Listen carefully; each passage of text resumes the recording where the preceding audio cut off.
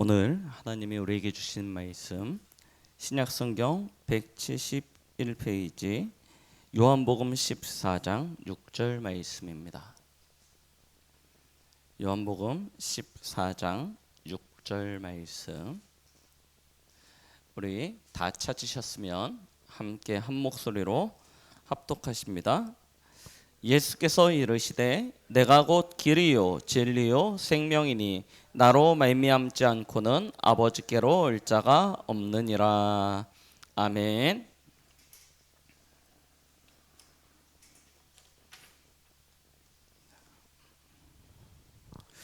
오늘 우리는 하나님 만나는 길, 구원의 길이란 제목을 가지고 함께 말씀을 나누겠습니다.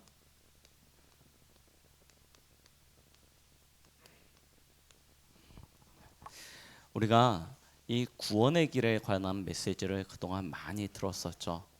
그러나 이제 우리가 다시금 구원의 길을 하는 이유는 그동안 우리가 구원의 길을 통해서는 나의 영적인 상태, 이 부분을 점검하고 그 부분을 확인하는 것에 집중을 했었다면, 이제는 하나님께서 우리에게 주신 이 시간표를 따라서 현장을 두고 다시 한번 구원의 길을 통해서 우리가 가지고 있는 복음의 이 완전함, 그 능력의 크심이 어떠한 것인지 알고, 또 이 복음으로만 세상을 살릴 수 있는 유일한 해답임을 발견하는 그런 시간이 되어지길 원합니다.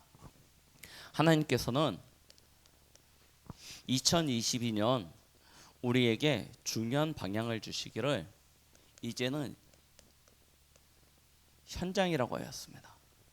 그동안 우리가 복음으로 계속 준비되어져 왔고 복음 안에서 우리가 세워져 왔다면 2022년부터는 본격적으로 현장이다 라고 말씀하셨어요. 그래서 우리가 얼마 전에 있었던 선교대회 제목도 이제 237과 5천 현장을, 5천 종족을 향한 선교 시대를 하나님께서 여신다 라고 말씀하셨죠. 우리는 그 축복의 시대에 와 있는 것입니다.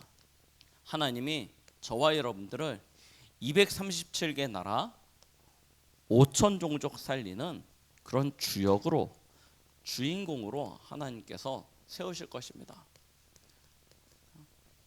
우리는 그 일에 지금 부름을 받은 자들이에요. 왜 하나님께서 이렇게 하시냐? 중요한 이유가 있겠죠. 그 이유가 무엇입니까? 사실은 지금 현장은 완전히 사단이 장악했습니다. 얼마만큼 장악했냐? 모든 것이요, 창세기 3장이에요. 나 중심입니다. 인생의 주인이 나, 이 개인이 자기 인생의 주인이라는 것을 심어가지고요, 이 흐름이 지금 모든 사회 전반에 쫙 깔려 있어요. 그 끝에 무엇이 기다리고 있냐면 창세기 6장입니다. 네피림 시대죠. 아시죠? 사단이 완전 우상과 귀신으로 마음과 생각을 장악해서요, 우리 이 시대를 살아가고 있는 사람들의 생각이 온통 악할 뿐이고요, 행동이 죄뿐인 그런 시대를 만들어냈어요. 앞으로 이 네피림은 점점 심해질 것입니다. 자, 그러니 당연히 오는 시대가 무엇입니까? 창세기 11장이죠. 바벨탑입니다. 굉장히 사회가 크고 번성하고 강해진 그런 시대가 올 것입니다. 왜요? 지금 인류의 문명과 과학이 그렇게 발전해 나가고 있잖아요. 그런데요, 그 끝에는 재앙입니다. 반드시 재앙 시대가 오게 되어져 있습니다. 자, 그런데 이걸 완전히 눈을 가려버렸어요. 영적인 눈을 가려버리고 육신적인 것만 딱 키워놓으니까요, 크고 화려하고 번성하고 창대하고 강해 보이니까요, 거기에 사람들이 마음과 생각을 뺏겨서 그 길을 따라가는 것입니다. 그래서 이 흐름이 지금 문화가 되어졌다니까요. 얼마만큼 우리 세대와 우리 후대들의 마음을 사로잡혔냐? 이거 빼면요, 지금 아무것도 할 수 없는 시대가 되어져 버렸습니다. 완전 문화로요 장악해 버렸다니까요. 그래서 영화 가서 보세요. 전부 다 뭐냐? 나중심, 이 우상과 귀신에 성공하는 것을 가지고요 다 만들어 버렸습니다. 음악, 도서 다 보시라니까요. 그 문화를 가지고요 세계를 장악해 버렸어요. 자, 문화를 가지고 세계를 장악하니까 뭐도 따라가요? 반드시 돈도 따라가죠. 그래서요 경제 역시 완전 흑암 경제로 장악되어져 버렸습니다.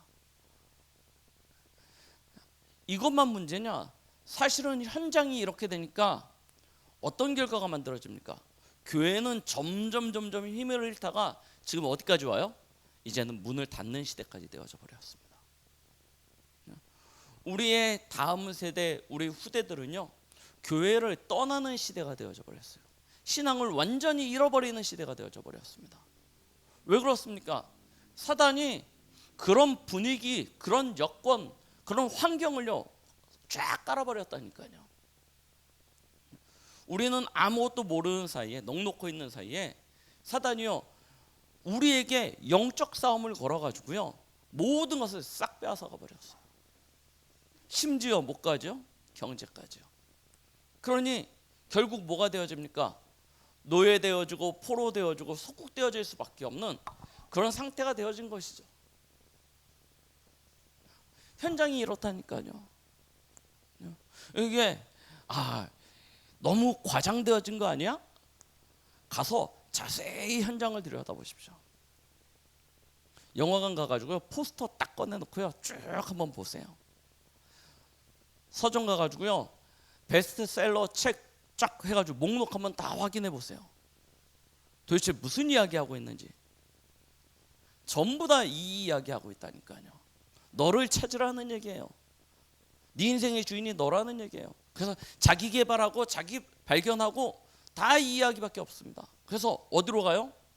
성공하라는 거예요. 근데 그게 마음대로 안 되잖아요. 그래서 뭐 합니까? 창세기 6장이에요.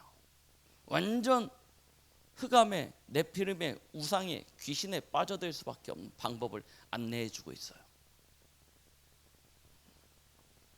지금 현장이 완전히 이 상태라니까요. 하나님이 이런 시대 앞에서 저와 여러분들을 구별하신 것입니다. 하나님의 은혜로. 그래서 우리를 하나님의 전적인 은혜 가운데서 구원하셔서 남은 자로 부르셨어요. 그래서 우리는 렘넌트라고 이야기하지 않습니까? 하나님의 은혜로 남은 자. 그러면 하나님의 은혜로 택정함을 받아서 남은 우리는 어떻게 살아가야 됩니까? 진짜 복음의 능력으로 살아가는 남는 자의 축복을 누리는 것이죠. 그래서 우리 강단에서 계속 주시는 영적 이치, 세상 이치, 왜 그러는지, 왜 지난주 강단 말씀에 역사를 통해서 나타난 하나님의 뜻에 대하여 말씀하셨는지 알아야 된다니까요. 우리는 세상의 것을 따르는 것이 아닙니다. 영적 이치를 가지고 하나님이 위에서부터 주시는 영적인 힘을 가지고 이 땅에 남는 자의 축복을 누리는 거예요. 그래야 뭐하냐? 남을 자의 응답을 받습니다. 뭐하는 남을 자입니까? 왜 살아갑니까? 이거 바꾸는 거예요. 세상에 이 흐름, 이 분위기, 이 문화 바꾸는 거예요. 그거 하는 남을 자입니다. 우리가 살아가는 이유가 여기에 있다니까요. 그래서 뭐 하냐? 남기는 것입니다. 뭘 남깁니까? 우리 후대들에게, 우리 자녀들에게 진짜 이 복음을 남겨야죠. 복음의 문화를 남겨야죠. 복음의 능력을 전달해야죠.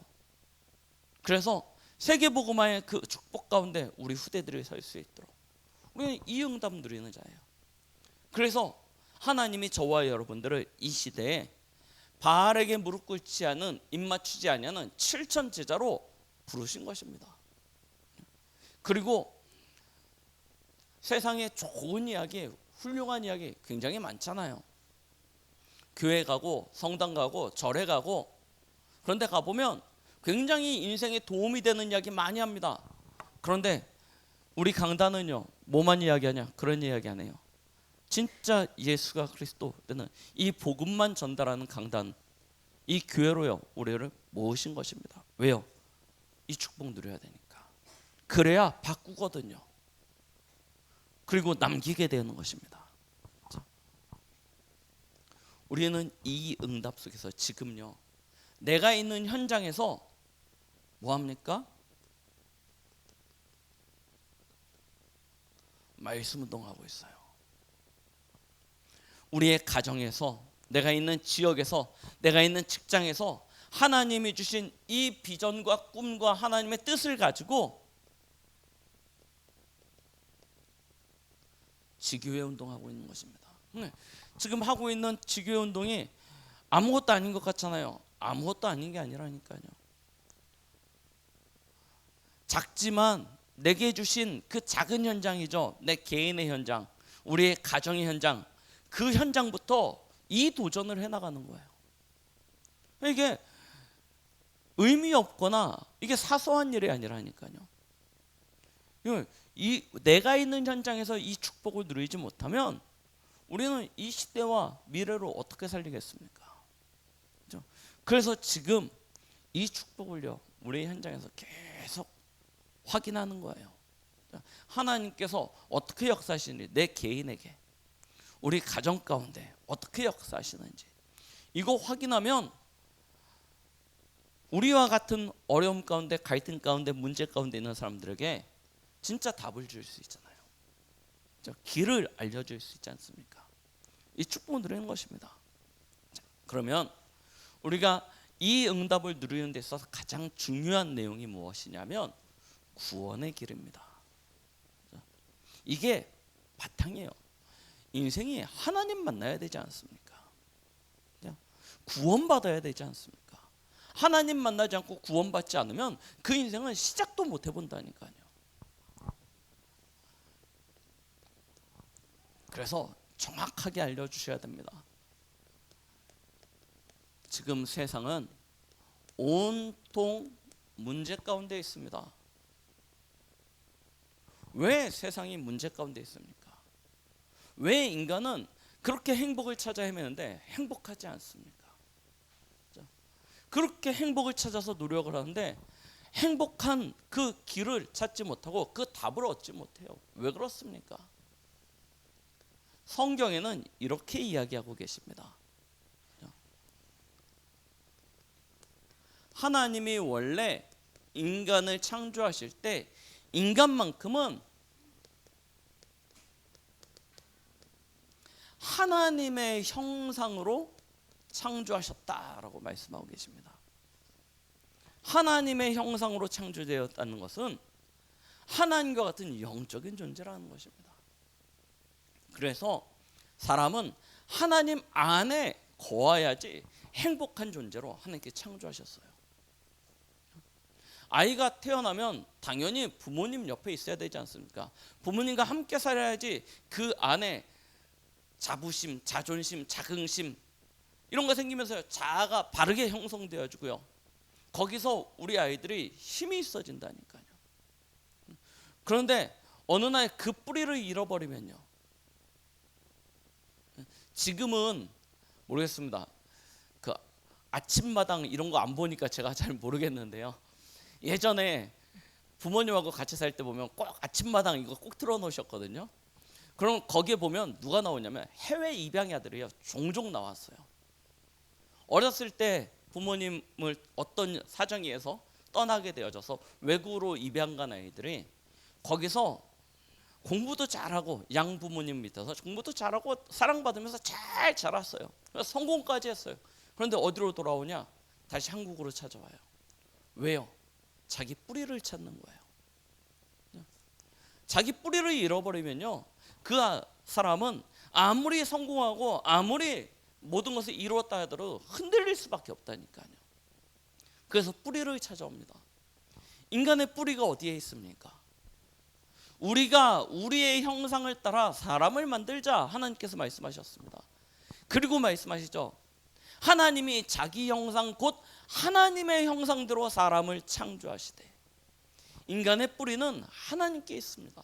그래서 하나님과 함께 할 때만 인생은 행복한 존재입니다. 그 하나님의 형상이 영이라니까요. 그래서 하나님은요 사람을 창조하시고 그 안에 생기를 불어넣으셨습니다. 그래서 그가 생령이 되었다라고 말씀하시죠. 왜 하나님이 예수님의 마지막 제자들에게 성령 충만함을 받으라고 말씀하셨습니까? 에베소서 1장 3절 왜 하늘에 속한 신령한 복을 예비하셨다라고 말씀하고 계십니까? 하나님의 형상으로 창조되어진 인간은 수고하고 노력하는 것이 아니라 하나님이 위에서부터 주시는 그 힘으로 살아가는 존재입니다. 그래서 사람은요 영적인 힘부터 얻어야 돼요. 영성부터 회복해야 됩니다. 그게 진짜 힘이에요. 어저께 유 목사님 말씀하신 뭐라고 하셨냐면 마을에 기독교인이 그렇게 많은데 무당한 사람을 못 이긴대요. 왜 그러냐? 그게 영성이라는 것입니다. 아무리 교회 다니는 사람이 많아도 영적인 힘을 가지지 못하면 그 사람은요 저 우상, 저 흑암의 세력이 이기지 못합니다. 우리는 영적인 힘을 얻어야 돼요. 영성 회복해야 됩니다. 거기서부터 무엇이 나오냐?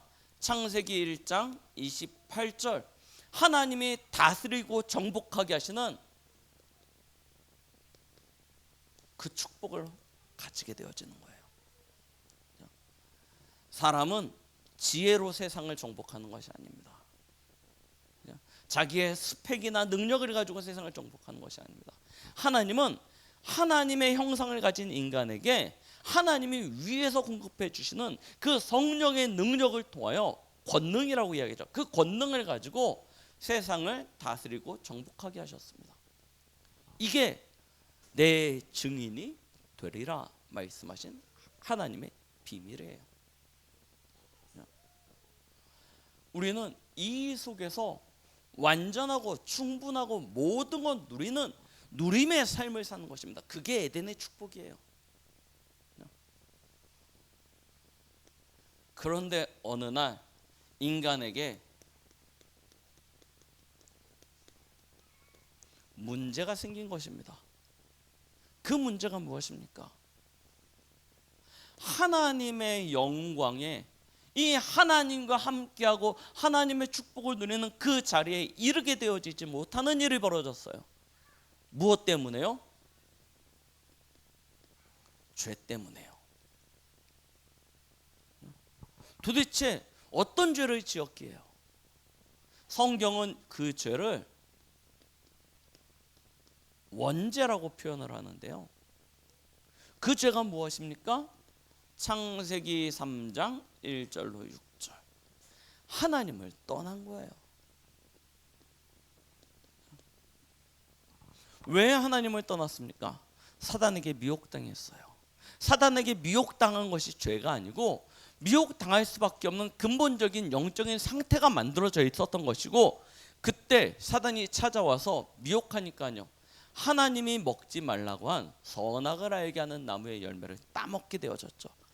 그 하나님과의 언약 파괴, 하나님을 떠난 것, 그것이 원죄가 되어졌습니다. 중요한 게 어디에 있냐면 사단에게 미혹당할 수밖에 없는 영적인 상태가 이미 아담과 하와에게 만들어져 있었던 거예요. 왜 그렇습니까? 잊어버렸잖아요. 하나님의 언약을. 정령 죽으리라 말씀하셨는데 아담과 하와는 어떻게 그것을 착각하고 오해하고 변질시켰냐? 죽을까 하노라. 이미 하나님의 언약이 희미해져 버렸다니까요. 희미해져 버린 그 상태에 사단이 찾아와서 미혹하고 유혹한 것입니다. 그랬더니 그 미혹 때문에 빠져서 선악을 알게 하는 나무의 열매를 보니까 먹음직도 하고 보암직도 하고 지혜롭게 할 만큼 탐스럽기도 해서 딱 먹게 되어졌죠. 그 결과가 하나님을 떠나게 되어진 거예요. 이게 죄입니다. 하나님의 형상으로 창조되어진 인간이 하나님을 떠난 것. 자, 거기서부터 온갖 저주와 재앙이 찾아오는데요. 요한복음 8장 44절. 가장 큰 것이 신분과 소속이 마귀 자녀가 되어졌어요. 이게 가장 큰 것입니다. 자, 마귀 자녀 되어지니까요. 그때부터 어떻게 되어집니까? 에덴의 축복은요. 무엇이었냐? 누림이었습니다. 그런데요. 그 누림이 뭐로 바뀌어요? 수고로 바뀌게 되어졌습니다. 에덴은요. 평안과 안식이었습니다. 그런데 하나님 떠나서 죄 범죄하자마자 무엇이 찾아와요? 두려움이 찾아옵니다. 불안이 찾아와요. 근심과 걱정, 염려가 찾아오기 시작합니다. 영적인 존재가 육적인 존재가 되어져 버려요. 그래서 하나님과 함께함으로 말미암아 모든 것을 자족하고 충족하였던 그런 인생이요. 이제부터 스스로 자기의 살 길을 찾기 시작합니다. 가장 먼저 한 일은 무엇입니까? 부끄러움에 빠져버려요. 그래서 나뭇잎을 해기 시작합니다. 그리고 하나님 앞에서 도망쳐요. 어디로 들어갑니까? 숲을 사이로 숨어요. 완전 영적인 존재가 육적인 존재가 되어지고요. 육적으로 타락되어지니까 누리었던 그 에덴의 축복이 수고하고 애써야 되는 인생으로 바뀌어지고요. 평안과 안식의 인생이 완전 두려움과 불안에 빠지게 되어지고요. 그리고 하나님이 주시는 모든 것으로 자족하였던 인생이 그때부터는 쟁취하고 분쟁하고 차지해야 되는 인생이 되어져 버리는 것입니다. 영적인 존재가 육적인 존재가 되어져 버려요. 자, 그 끝에 무엇이 있습니까? 정령 죽으리라. 뭐가 찾아와요? 죽음이 찾아와요. 히브리서 9장 27절 말씀하시죠. 사람이 한번 죽는 것은 정해진 것입니다. 자, 정해졌어요. 죽는 거예요 이제. 그럼 죽으면 끝입니까? 그 이후에는요. 계시록 14장 10절로 11절 말씀처럼요. 뭐가 기다려요? 뜨거운 불과 그 고통이요. 기다리게 되어지는 거예요. 그것은요. 그치지 아니하는 고통이에요. 영원한 고통입니다.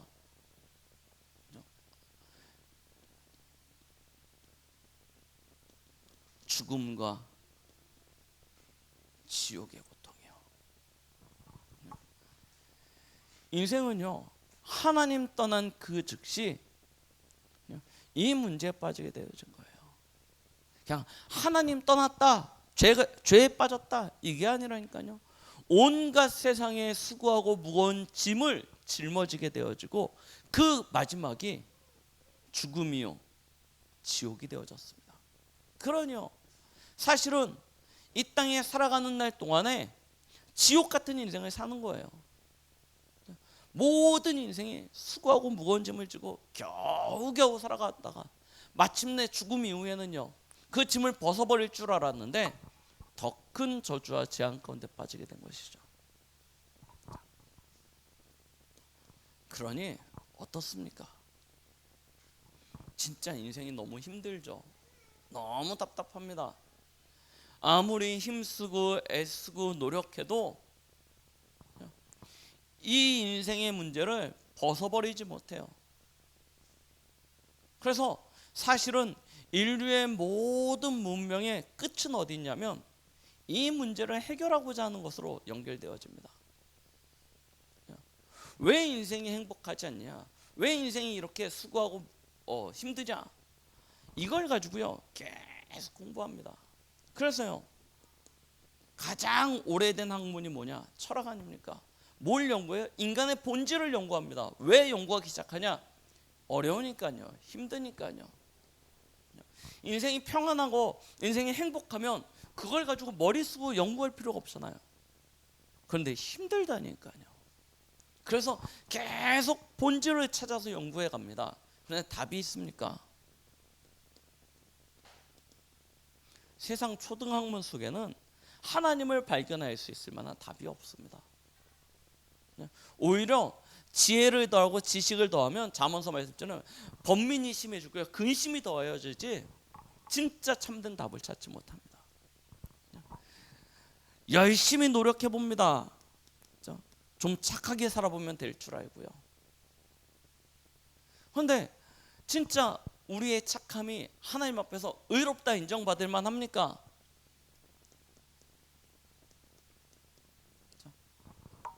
하나님 떠나는 사람의 그 모든 선행, 의롭다는 행동들은요, 이미 오염되어진 것입니다.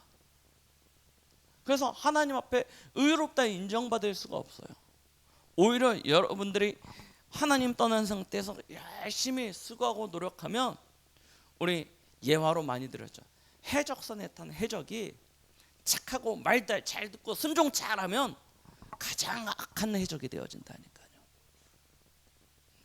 오히려 뭐라고 얘기하시냐, 그냥 게으르고 말 안 듣고 뺀질대는 게 훨씬 더 낫지, 해적선에 탄 해적이 거기서 말 잘 듣고 순종하고 그러면 가장 나쁜 놈이 된다는 거예요. 선행이요, 그렇습니다. 하나님 앞에서 의롭다 인정을 받을 수 있는 길이 없습니다. 그러니까 뭘 찾습니까? 종교를 찾아가요. 그런데요, 열심히 신의 이름을 부르면서 구원을 찾지만 거기에 구원이 없어요. 하나님이 우리에게 주신 구원은 유일한 길입니다. 다른 길이 없습니다. 오직 한 길. 아무도 인간 스스로 구원 얻을 수 있는 길을 찾지 못해요. 하나님께서요, 하나님 떠나는 그 순간 에덴 동산을 천군 천사를 동원하셔서 막아버리고 아담과 하와가 찾아올 수 없도록 감추셨듯이요, 우리 인생에 하나님을 알 수 있을 만한 지혜, 하나님께서요 다 가려버렸습니다. 그래서 인간은 인간 스스로의 어떤 노력이나 열심으로 구원받을 수가 없어요. 하나님이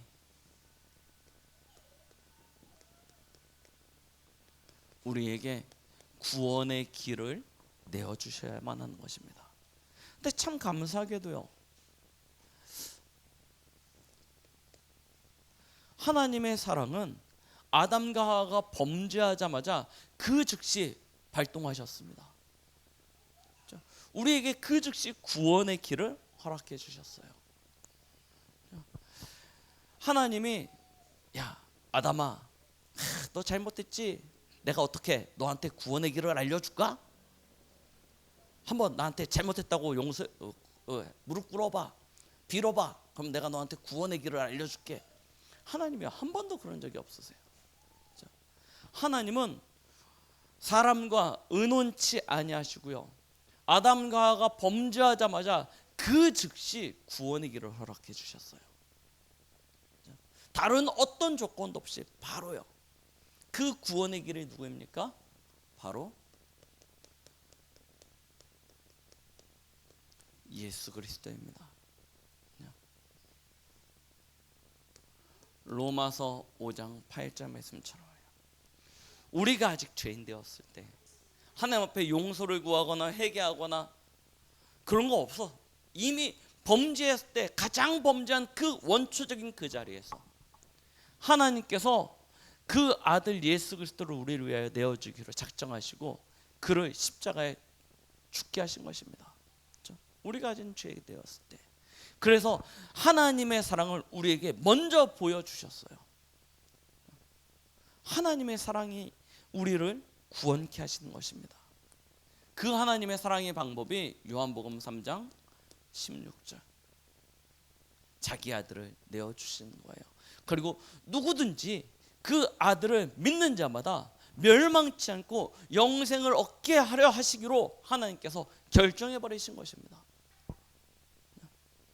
그리고 그 아들을 고린도전서 15장 3절 4절 말씀처럼요,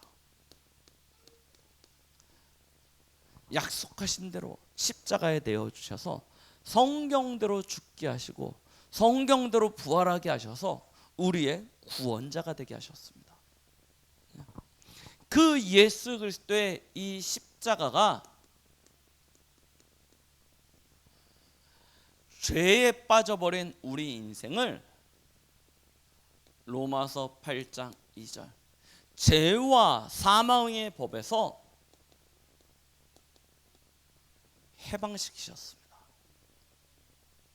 예수 그리스도의 십자가, 그 십자가의 피가 우리를 죄와 사망에서 해방시켜 버리셨어요. 그리고요, 요한 1서 3장 8절 우리를 실패시키고 우리를 영원한 지옥으로 끌고 가려 하는 저 사단의 일을 완전 박살내버리셨습니다. 그리고 그 사실을 믿는 우리에게 하나님 만나는 길이 되어 주셨죠. 그렇습니다. 예수님이 십자가에서 하나님 만나는 길이 되어 주시는 그리스도가 되어 주심으로 말미암아 우리에게는 구원의 길이 열렸어요. 이것이 하나님의 사랑입니다. 우리가 어떤 대가를 하나님 앞에 지불한 것이 아니에요. 하나님께서 먼저 사랑의 선물을 내미셨습니다. 그리고 그 사랑의 손을 내미신 하나님께서 우리에게 그 사랑을 받아들일 수 있는 마음의 그 자세, 마음의 준비도 허락해 주세요. 그게 뭐냐? 믿음이에요. 내가 믿어야지 해서가 아니라 하나님께서 우리에게 믿을 수 있는 그런 축복을 주신 것이죠. 그것이 선물이라 하였습니다. 그 하나님의 은혜로 말미암아 우리가 구원을 받을 수 있는 길이 열려져 버렸어요. 어떻게 하시면 됩니까?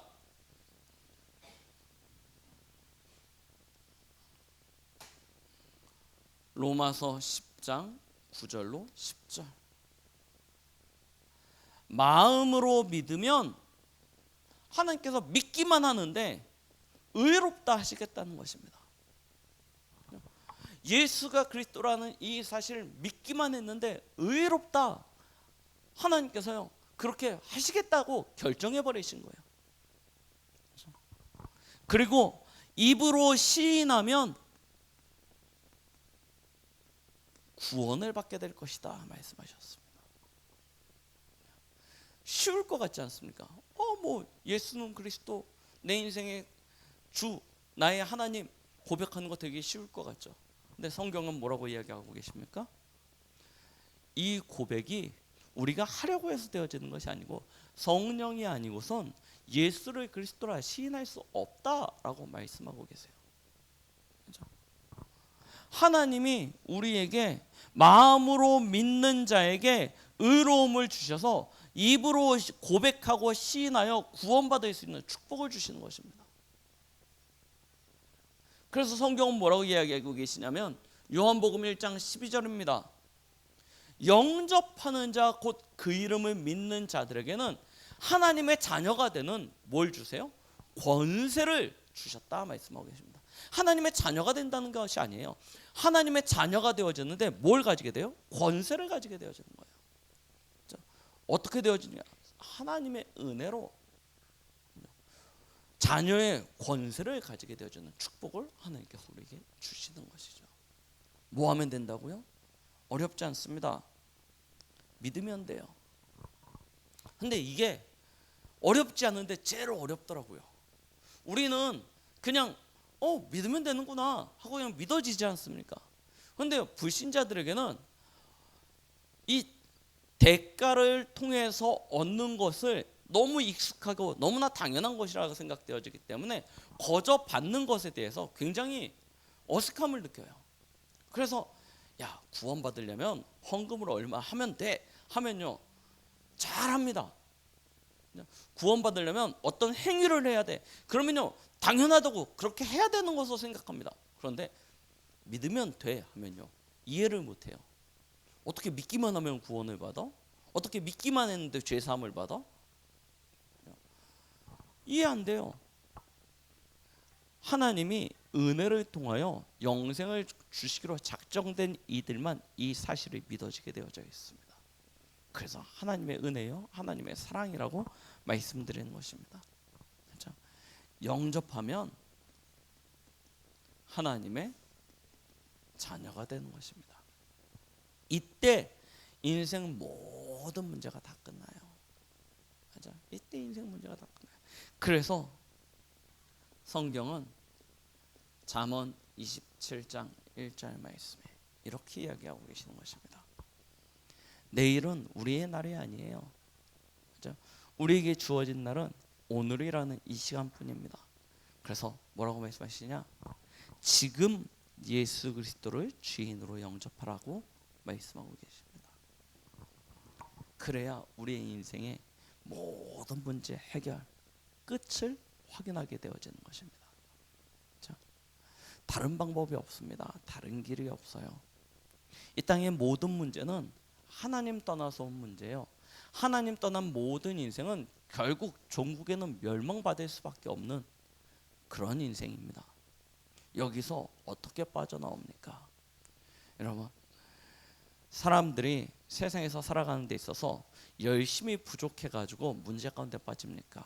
수고와 노력을 더해서 문제 가운데 빠집니까? 그렇지 않습니다. 이 세상 모든 사람들은 각자의 방식대로 최선을 다해서 노력하면서 살아가고 있습니다. 그 인생 문제를 해결하기 위하여. 그런데 그렇게 수고하고 노력한 결과가 진짜 인생의 참된 구원의 길을 찾습니까?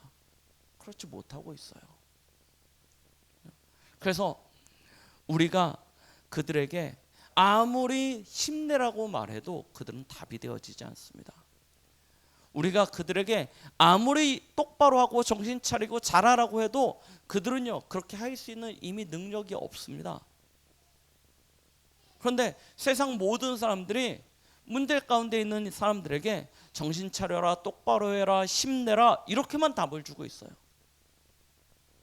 마음을 이해해주고 그들을 막 이렇게 감싸주고 그것만으로도 그 사람에게 잠깐의 위로는 될지 모르겠지만 진짜 인생의 구원의 길은 되어지지 않습니다. 그래서 하나님이 우리와 의견을 나누지 아니하시고 아예 구원의 길을 처음부터 주셨다니까요.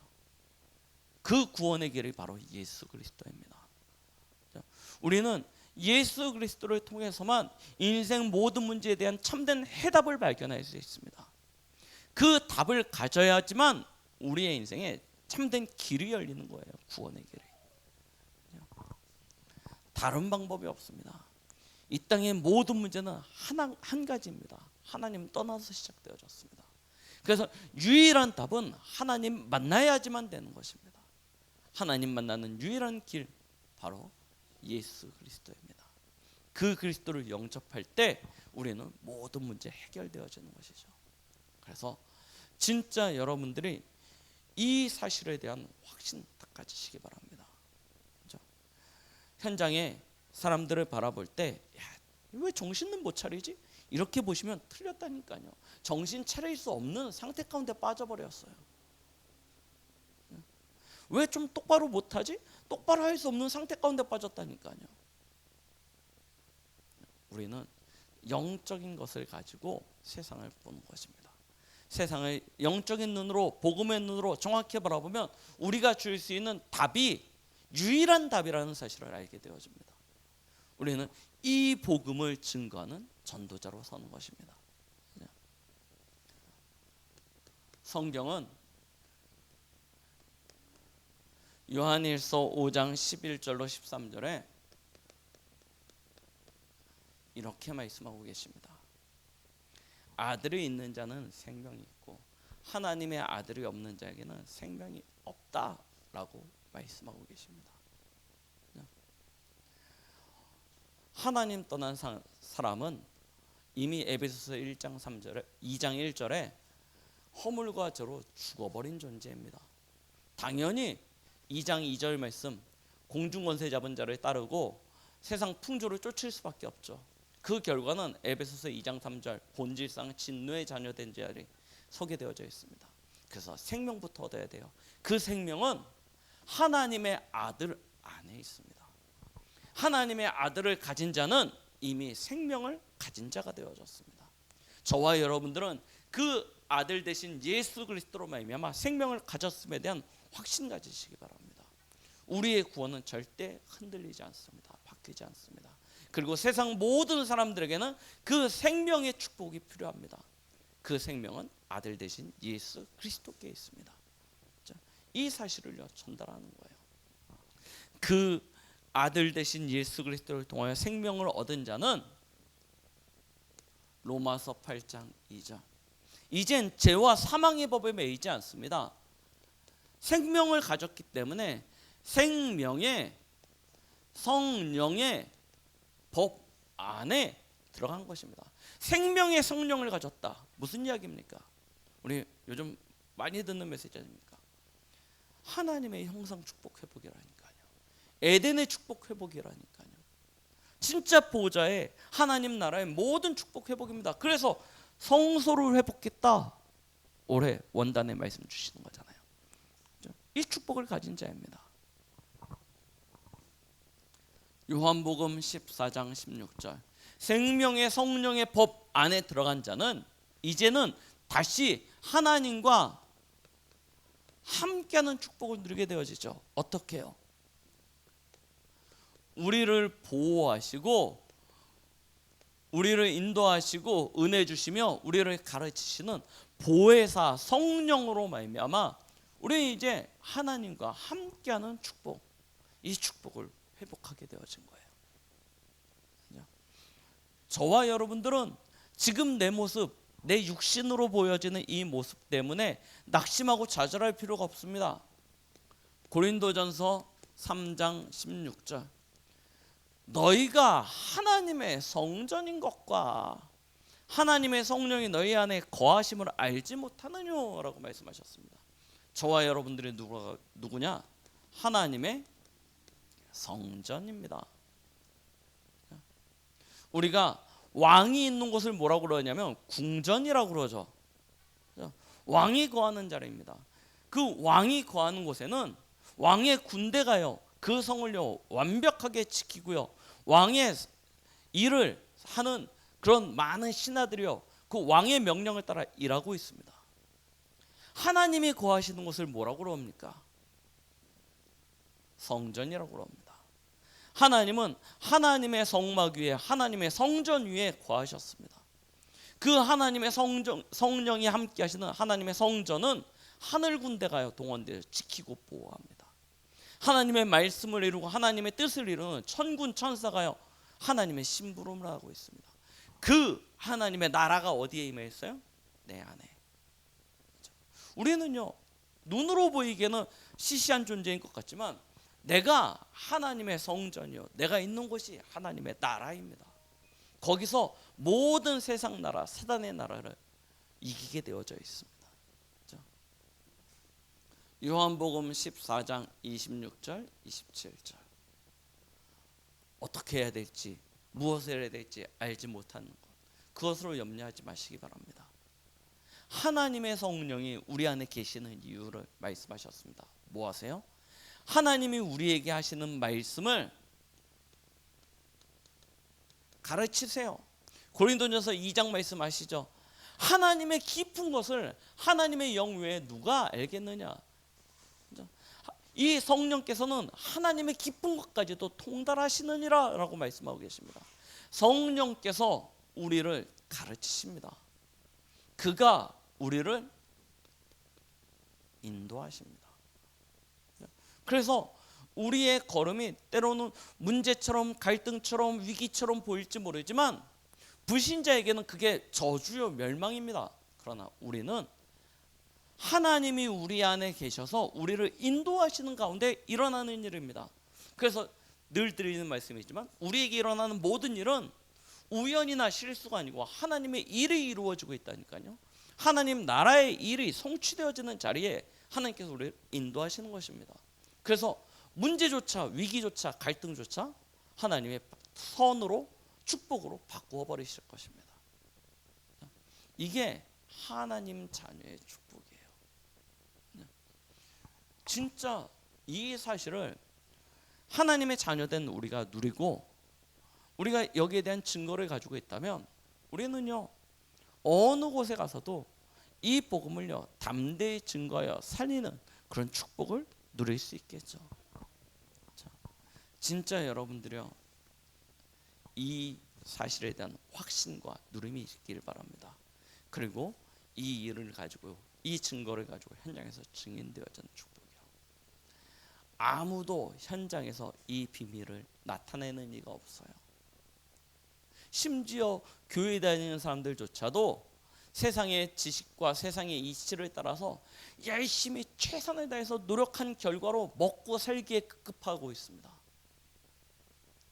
하나님께서는 우리에게 그것을 뛰어넘어서요, 이제는 하나님의 나라에서 하나님이 함께 하심으로 주시는 이 보좌의 축복을 가지고 현장을 살리는 그런 응답을 누리라 말씀하고 계십니다. 진짜 그리스도 안에 다 있습니다. 우리 인생의 유일한 구원의 길은 오직 예수 그리스도밖에 없습니다.